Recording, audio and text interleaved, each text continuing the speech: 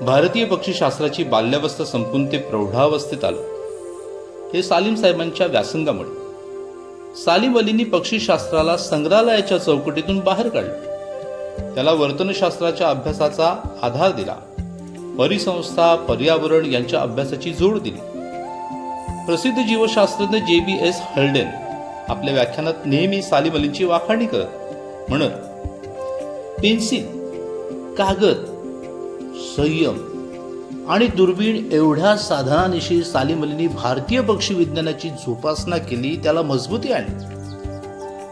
1200 पक्षी निरीक्षकातून एखादा सालीम अली घडला तरी त्याला पक्षी विज्ञान दुवास देईल असं म्हणलं. पंखवाल्यांचा मागोवा बिनपंखवाल्याने घ्यायचा म्हणजे सोपी गोष्ट नव्हे. त्यासाठी भरपूर चिकाटी हवी, धीर हवा, जबरदस्त इच्छाशक्ती हवी आणि आपण करत आहोत त्यावर असीम निष्ठाही हवी. या साऱ्यांचा मिलाफ सालीम अलींच्या स्वभावात होता, म्हणून तर ते सालीम होते. पक्षीप्रेमापायीच त्यांनी चाकरमानी व्हायचं टाळलं. गरजेच्या काळात आपल्याला नोकरी मिळाली नाही ते एका अर्थी बरंच झालं असे ते पुढे नेहमी म्हणत आणि भारतीय पक्षीशास्त्रही त्याबाबत सहमत आहे. 20व्या शतकाच्या सुरुवातीपर्यंत प्राणीशास्त्राच्या दृष्टीने पक्षी निरीक्षण हे एदी आणि आळशी श्रीमंतांचं वेळ घालवण्याचं साधन होतं. त्यातल्या त्यात मान्यता होती ती पक्षी नमुने आणि अंडी गोळा करण्याला. पक्षी नमुना संग्रहाला आणि वर्गीकरणाला त्याची मदत व्हायची. पक्षी विज्ञानाची ही एवढीच मर्यादित व्याप्ती. पण सालीम अलींना आपला छंद, अभ्यास अशा चौकटीत बद्ध करायचा नव्हता. वर्गीकरण, सूचीकरण या पायऱ्या ओलांडून पुढे जायचं होतं. समाजमान्य अभ्यासासाठी प्रेरणा, प्रोत्साहन मिळत असतं. परंतु सालीम अलींनी तारुण्यात हा वसा हाती घेतला तेव्हा त्याला समाजमान्यता नव्हतीच, उलट वेडाचार म्हणून त्यांची उपेक्षा होती. आस्था वाटणं तर फार दूरची गोष्ट. अशा परिस्थितीत आर्थिक अडचणींची पर्वा न करता, स्वतःच्या गरजा वाढू न देता त्यांनी स्वतःला पक्षी अभ्यासाला वाहून घेतलं. यशाचं त्रैराशिक मांडून रुपये आणे पैत उत्तर शोधत न बसता एका वेगळ्याच मार्गाने ते निघाले.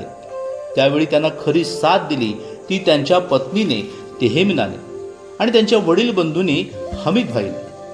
या दोघांच्या सहकार्याबद्दल, प्रोत्साहनाबद्दल सालीम अली नेहमीच कृतज्ञता व्यक्त करीत. सालीम साहेबांचे मामा अब्बास तय्यबजी यांना मात्र आपल्या भाच्याचा हा छंदिष्टपणा पसंत नव्हता.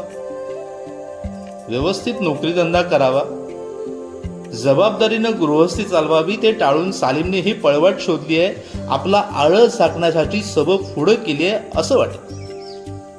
अब्बास तय्यबजी 1936 साली वारले. त्यांना आपलं मत बदलण्याची संधी मात्र मिळाली नाही. ब्रिटिश पक्षीतज्ञ, पक्षी निरीक्षक स्वातंत्र्योत्तर काळात भारत सोडून गेले. अशा वेळी भारतीय पक्षीशास्त्राचा अभ्यास खंडित होऊ न देता तो पुढे चालू ठेवण्याची, त्याची प्रतिष्ठा वाढवण्याची आणि त्याला लोकमान्यता, लोकप्रियता मिळवून देण्याची कामगिरी सालीम अलींनी निष्ठापूर्वक पार पाडली. पक्षीशास्त्रात सतत नवीन भर टाकत राहिले. त्यांच्यात लपलेल्या त्या छोट्या पक्षानं जीव घेण्या यांत्रिकीकरणाच्या चक्रात गरगरण्यापेक्षा दूर जंगलात निरागस निसर्गात वावरणं पसंत केलं. आपल्या या वर्तनाविषयी ते गमतीनं डोळे मिसकावून म्हणत, हवं तर याला तुम्ही पलायनवाद म्हणा. सालीम अलींना पक्ष्यांच्या मृत कलेवरच्या अभ्यासापेक्षा खरी ओढ जिवंत पक्षाची. पक्षाच्या पिसाचं सौंदर्य, त्यांची किलबिल याची मोहिनी माझ्या मनावर नेहमीच पडते. निसर्ग सान्निध्यात मुक्तपणे संचारणाऱ्या पक्ष्यांना निरखणं विलक्षण सुखदायक, आल्हाददायक असतं असं ते नेहमी म्हणत. त्यांच्या अभ्यास पद्धतीत निरीक्षणाला अनन्यसाधारण महत्त्व. पक्षीशास्त्राच्या अभ्यासाची पहिली नि अटळ पायरी म्हणजे पक्षी निरीक्षण. पक्षी निरीक्षणाला जाल तेव्हा प्रत्येक खेपेस तुम्हाला नवा पक्षी भेटेलच असे नाही आणि त्याचा हेकाही कोणी ठरू नये. नेहमीच्याच आढळातील कावळा चिमणीसारख्या पक्षीही एखादा नवीन पैलू दाखवून जातो, त्याची नोंद घेणं महत्वाचं असं ते आग्रहपूर्वक सांगत. रोजचा कावळा देखील ते नव्याने पाहत. भारतीय कावळ्याविषयी सांगोपांग परिपूर्ण माहिती देणारा अन्य पक्षीशास्त्रज्ञ सापडणं कठीण. पक्ष्यांच्या नुसत्या शिळेवरून ते प्रत्येक पक्षी ओळखतात. ही त्यांची क्षमता विलक्षण म्हणायची. घनदाट पर्णराजीत जराही हालचाल न करता स्तब्ध बसलेला पक्षीही ते नजरेनं टिपत. मला याचं नेहमीच आश्चर्य वाटतं. अशा ठिकाणी बसलेला पक्षी नजरेनं हेरायला खास नजर हवी. ती सालीम अलींकडे आहे. असा पक्षी माझ्या नजरेस कधीच येत नाही. सुप्रसिद्ध पक्षीतज्ञ होरास अलेक्झांडर यांनी त्यांना 40 वर्षापूर्वी दिलेली ही दाद. पक्ष्यांविषयीचं त्यांचं कुतूहल चिरतो. अगदी अलीकडची गोष्ट. नवे गाव बांधाच्या शेतकऱ्यांनी जुनी झाडं कापली. त्यामुळे तिथल्या काणूक पक्ष्यानं ढोली मिळेना. म्हणून मग तिथले वनरक्षक मारुती चित्तमपल्ली यांच्या मदतीने त्यांनी काणूकांची सोय केली. साध्या खोक्यांपासून 500 कृत्रिम घरटी करून घेतली. ती घरटी उंच झाडावर 61 फूट उंचावर ठेवायला सांगितली. पक्ष्यांनी त्या घरट्यात अंडी घातली, उबवली. एकेका घरट्यात 14 पिल्लं. एवढ्या उंचावरून ही पिल्लं जमिनीवर कशी उतरतात याचं सालीम अलींना कुतूहल. त्यांनी मारुती चित्तमपल्लींना याविषयीचं निरीक्षण कळवायला सांगितलं. नाविन्याचा जाणून घेण्याचा त्यांचा ध्यास कधीच विरला नाही. कोणी पक्षी विज्ञानावर मराठीत काही लिहिलं आणि त्यांना ते पाठवलं की जाणकाराकडून त्याचा अनुवाद करून घेत, समजून घेत, कौतुकाची पावतीही देत. 90च्या उंबरठ्यावर असताना आपलं ज्ञान अद्यावत ठेवण्यासाठी गळ्यात कॅमेरा अडकवून भर दुपारी कुठेही चालू पडण्याची त्यांची तयारी असेल. त्यांची जिज्ञासा वयाच्या 9व्या वर्षा इतकीच 90तही कायम होती. त्यामुळेच पक्षी जगत त्यांच्या जिभेवर बसलं होतं. आणि असं होतं तरीही पक्ष्यांबाबत कोणताही निष्कर्ष मांडताना, नवा विचार मांडताना कधी घाई केली नाही की उतावळेपणा दाखवला नाही. अगदी नजरेसमोरच्या गोष्टींवरही ते चटकन विश्वासत नसत. भूतानमधील एका मोहिमेतील गोष्ट. पक्षी निरीक्षण करत असताना लॉंग टेल्ड सिबियांचा एक थवा समोर येऊन उतरला. या पक्ष्यांच्या पंखावर पांढरे ठिपके असतात अशी आजवरची नोंद. पण हा थवा पाहून सालीम अली आश्चर्यचकित झाले. कारण या पक्ष्यांच्या मस्तकावरही ठिपके दिसत होते. ही खूण सालीम अलींना पटेना. पुन्हा पुन्हा त्यांनी तो थवा दुर्बिणीतून न्याहाळला. यावेळी त्यांच्यासोबत होते त्यांचे भाचे जावई जफर फतेह अली. जफरनं वाटलं, एक नवीन पक्षीजात आपल्याला आढळली आहे. आजवर नोंद न झालेल्या पक्षी जातीचा शोध लागलाय असं सालीम अलींनी जाहीर करायला हरकत नाही. पण नाही. त्यांना सालीम अलींनी सबुरीचा सल्ला दिला. एवढी चांगली संधी पुढ्यात आपणहून चालत आली आणि सालीम अली ती वाया का दवडताहेत याचं कोडं जफरना पडलं. वैषम्यही वाटलं. दुसऱ्या दिवशी सालीम अली पुन्हा त्याच स्थळी गेले. त्या थव्यातला एक पक्षी टिपला आणि रहस्य उलगडलं. त्या पक्षाच्या मस्तकावरचे ठिपके म्हणजे फुलातले परागकण होते. सालीम अलींनी जफर फतेह अलींना एक इंग्रजीत म्हण ऐकवली. हातातला एक पक्षी हा झुडपातील अनेक पक्ष्यांपेक्षा अधिक भरोशाचा असतो बरं. कोणता पक्षी कसा वागतो, कोण कसा खातो यावर त्यांचं बारीक लक्ष. 20 वर्षापूर्वीचा अनुभव त्यांच्या एका विद्यार्थ्यानेच सांगितला. एका पक्षीविषयक पुस्तकात एका छायाचित्रात 4 फुलसुके पक्षी एका झुडपावर एकत्र बसलेले दाखवले होते.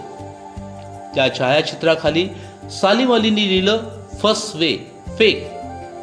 त्या विद्यार्थ्याने त्यांना असं का म्हणून विचारलं. त्यांनी स्पष्टीकरण दिलं, हे पक्षी बसलेले नाहीत, बसवलेले आहेत. चौकशी अंती सालीम अलींचे अनुमान सत्य ठरले. ते पक्षी पेंडा भरलेले होते. पुस्तक करताना त्यांना झुडपावर एकत्र बसवून त्यांचं छायाचित्र घेतलं होतं. फुलचुखे हे आपल्या वृत्तीप्रमाणे एकेकटे वावरणारे, समूहाने नव्हे. पक्ष्यांच्या खानपानाच्या सवयी त्यांना किती बारकाईनं माहीत होत्या याचा अनुभव त्यांच्या दुसऱ्या एका विद्यार्थ्याने नोंदवला. या विद्यार्थ्याला पेरूचं वावडं. पेरू खाल्ला की त्याच्या पोटात जळजळे. सालीम अलीनं तर पक्ष्यांप्रमाणे प्रत्येक फळ प्रिय. हा आपला विद्यार्थी पेरू खात नाही हे त्यांना समजलं तेव्हा त्यांनी चौकशी केली आणि मग गुरुमंत्र दिला. हे बघ, पक्षी जसा पेरू खातो तसा तू खा. बी न फोडता. बीच्या आतला टॉनिन घटक पोटात जळजळ निर्माण करतो, त्यानं डोकं दुखतं, म्हणून बी फुटू न देता पेरू खा. त्या विद्यार्थ्याने गुरुच्या मार्गदर्शनाखाली पेरू खाल्ला. गुरुमंत्राची अनुभूती मिळाली. पुन्हा म्हणून कधी त्याला पेरू नडला नाही. फार पूर्वी म्हणजे 1955च्या सुमारास सालीम अली सिक्कीमचे पक्षी सर्वेक्षण करत होते. बरोबर होते लोक वॉन्थो. त्यावेळी तिथले पॉलिटिकल ऑफिसर होते श्रीयुत अप्पा पंत. या द्वयीला त्यांनी भोजनासाठी पाचारलं. त्यावेळी एक प्रसंग लोक वॉन्थो आपल्या रोजनिशीत नोंदवतात. आप्पांचा स्वभाव विनोदी. त्यानं सालीम अलींची खिल्ली उडवण्याची लहर आली. ते म्हणाले, सौ पंतांना काही सालीम अलींच्या इंडियन हिल बर्ड्स पुस्तकावरून पर्वतीय पक्षी ओळखता येत नाही. यावर सालीम चटकन उत्तरले, असं? आता मला पक्ष्यांना नीट पढवलं पाहिजे आणि मी त्यांच्याविषयी काय लिहून ठेवलं हे जाणून दिलं पाहिजे. काय विषयात पक्ष्यांची की ते सालीम अलीचं अक्षर खोडतील. सालीम अलीच्या पक्षी अभ्यासाने त्यांना राष्ट्रीय व आंतरराष्ट्रीय कीर्ती मिळवून दिली. देशोदेशीचे मान सन्मान लाभले. वृत्तपत्रे नियतकालिकातून त्यांच्या मुलाखती झळकू लागल्या. उभी हयात पक्षामागे फिरणाऱ्या या पक्षमित्राला, पक्षी शास्त्रज्ञाला जाणून घेण्याची उत्सुकता वार्ताहरांना, मुलाखतकारांना होतीच. ती अनेकदा पक्षी प्रेमावरून सालीम अलींना छेडत असत. इतकी दशकं पक्षी निरीक्षण करत आला. त्याचा समाजाला काय लाभ झाला? हा तर श्रीमंती छंद. सामान्य नागरिकांचं काय भलं केलं त्यानं? किंवा हा देश उपासमारीनं गांजलेला पक्षी निरीक्षण करून काय लोकांची पोटं भरणार आहे? हे तर भरल्या पोटी वेळ घालवण्याचे चाळे. सायबेरियन क्रेन जगला काय आणि मेला काय? त्याचा मानवी जीवनावर काय परिणाम होणार आहे? त्यांच्या या व अशा प्रश्नांना सालीम अलींकडे साधार उत्तरे होती. एक छंद म्हणून आपण पक्षी निरीक्षणाला सुरुवात केली. सौंदर्यास्वाद हा हेतू त्यापाठी होता. जंगल वन पायी तोडवण्याची ओढही त्यापाठी होती, असं ते नेहमी सांगत. असं असलं तरी त्यांनी छंदाला शास्त्रीय अभ्यासाची भली भक्कम बैठक दिली होती. ते म्हणत, पक्षीसृष्टी हा जीवसृष्टीतील एक महत्वाचा घटक. पक्षाची एखादी जात या पृथ्वी तलावरून नष्ट झाली तर त्यामागचे कारण काय याचा शोध घ्यायला हवा. त्यांच्या परिसंस्थेत काही दोष निर्माण झालाय का? पर्यावरणाचा तोल ढासळलाय का याचा शोध घ्यायला हवा. अखिल जीवसृष्टी एकाच पर्यावरणात जगत असते, एकमेकांच्या आधारानं जगत असते. असे असताना त्यातील एखादा घटक नष्ट झाला तर तेच कारण इतर घटकांच्या अस्तित्वाला बाधक ठरू शकेल का याचा विचार व्हायला हवा. तो घटक नष्ट झाल्याने इतरांच्या अस्तित्वावर काय परिणाम घडून येतो हेही समजून घ्यायला हवं. सजीव सृष्टीच्या साकल्यानं विचार करताना त्यातला एक घटक अलग काढून तेवढ्या पुरताच विचार करता येणार नाही. एकूण सजीवांच्या अस्तित्वाला पूरक हितकारक परिस्थिती निर्माण करणं आणि तशी ती टिकवणं, पर्यावरण अनुकूल राखणं महत्वाचं आहे. पक्षी अभ्यासकानं दुर्मिळ होत चाललेल्या पक्षी जाती टिकवण्यासाठी बंदिवासात त्यांची निवजत करण्याला माझा विरोध आहे. तो याच दृष्टिकोनातून अनुकूल पर्यावरण उपलब्ध असेल, निसर्गाच्या सुस्थापनाची काळजी घेतली तर त्यातले घटक आपापली काळजी घेतील असं त्यांचं सांगणं होतं. पक्ष्यांविषयी कोणताही उपक्रम आखताना त्यांचं पक्ष्यांविषयीचं प्रेम त्यात अंतर्भूत होतं. तसंच भारत हा शेतीप्रधान देश आहे याचं भानही त्यांच्या पहाऱ्यावर कायम होतं. म्हणूनच कोणताही उपक्रम गेल्या 30 वर्षात त्यांच्या हाताखाली अनेक विद्यार्थ्यांनी विविध अभ्यास प्रकल्प पार पाडले. त्या प्रकल्पांचे विषय पाहिले तरी त्यांनी निरीक्षणाला एवढं महत्त्व का दिलं याचा अंदाज येतो.